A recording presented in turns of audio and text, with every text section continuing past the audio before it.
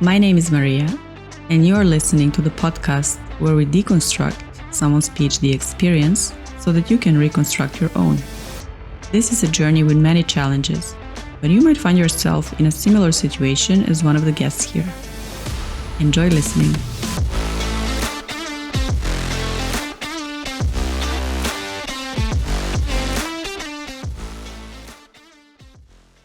Hello, curious researchers. Today, I want to talk to you about journaling exercise.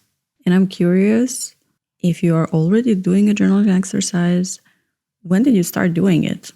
And what was the reason that you decided to go for it? For some people, it might be temporary. There might be periods of time when you are using this tool or just have the desire to write something. For other people, it might be a constant thing. For others, it might be totally out of the scope and having other ways to express themselves and use other tools for what we use journaling for. For me, it started in the teenage years when I was writing what was happening daily.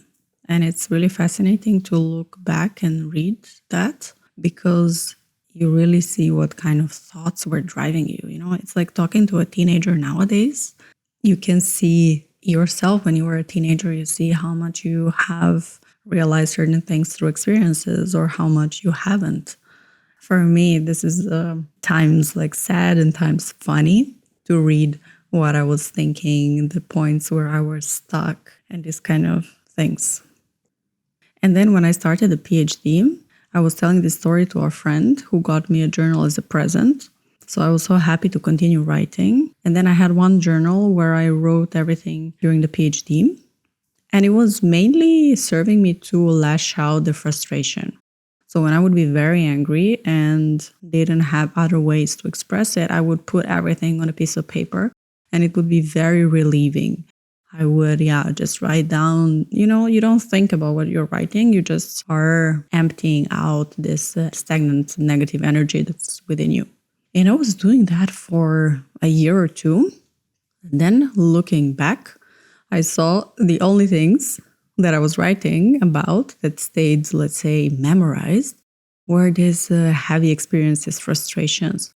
Then I thought, I want to be able to remember some other experiences, not only the frustrating ones. For sure, there were some other things, but I also didn't put my focus on it. So then consciously, I was forcing myself to put focus on positive things, at least to pay attention to them as well. Because we as researchers, we are very good at looking for problems, and we are very happy when we can pinpoint our finger to a problem that we have found. We're also very vocal about it. We also receive a lot of feedback where the problem is.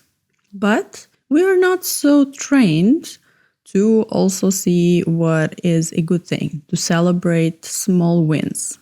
And this is not only for PhDs. This is something that I have seen in my coaching training, for example. There was a big part of it where you celebrate small wins and how difficult it was for all of us, coaches, to focus on that. Because the society at large and our brain is wired to look for danger and look for the things that are a problem and to keep ourselves safe. And since that moment on, so from my PhD onwards, so it's been 10 years, I've been writing a journal very frequently. And I use it for various cases. Now, lately, I really use it to see what is happening over time. And for last year, I found it so fascinating. For example, at the end of the year, I organized a mini retreat at home where I would be just going through what happened the whole year and reviewing and kind of settling in everything that happened. And I did that by reading my journal backwards because memory goes only so far and even looking at photos goes only so far. But reading the thoughts, oh my God, it was fascinating. And it's fascinating because when you do this exercise and you just let yourself write, a lot of times there are unconscious things that come. In my journal, I never wanted it to be like a diary of wishes, but last year it turned out to be a diary of wishes. From time to time, I would write, oh, I wish for this or I wish for that, really using those words unconsciously.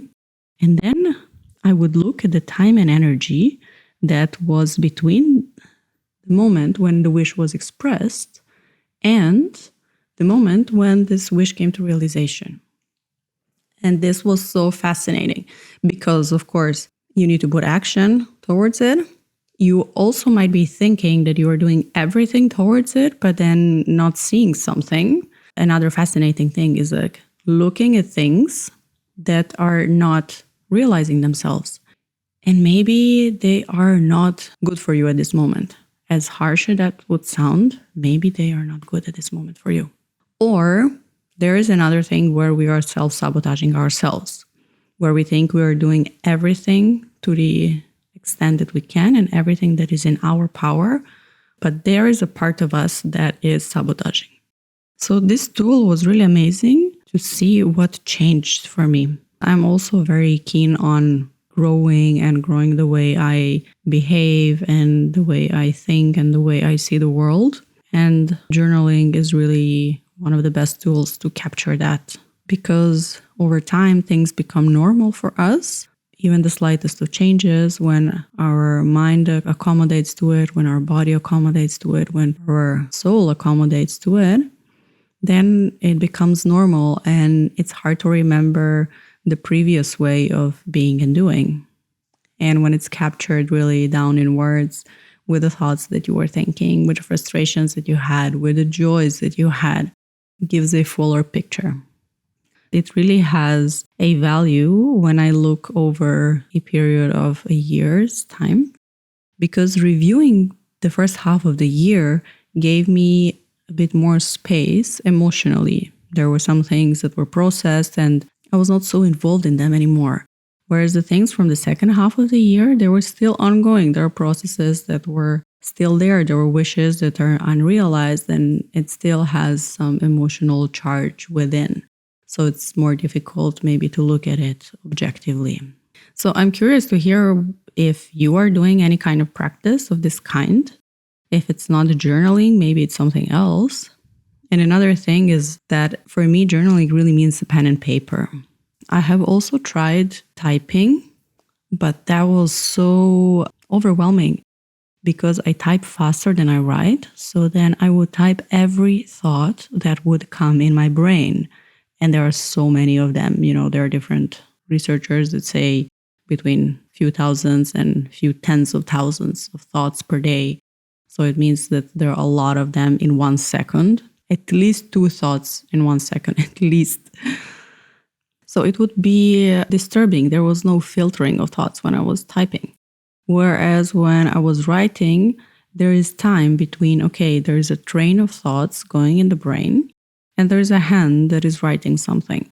And there's a filter from the brain to the hand, and the speed of writing is way slower. So all these thoughts that are passing by, they filter through a one single thought that becomes the core or the loudest one or the one that repeats itself the most.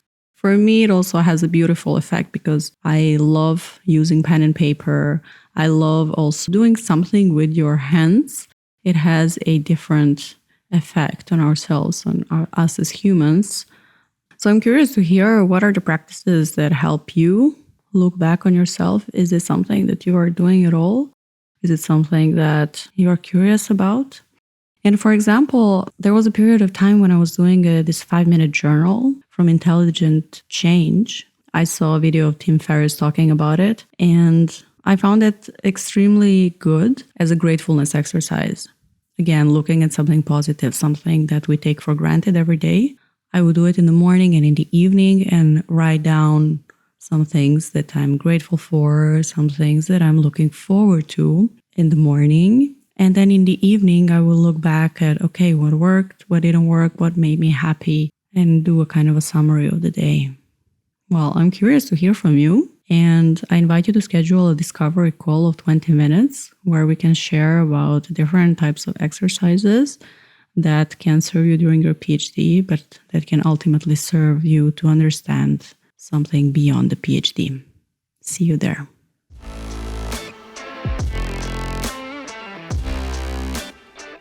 Thanks for listening to this podcast episode. If there was anything that you discovered or found remotely interesting, do share. I'm always curious to hear what is it that you resonated with. See you in the next episode.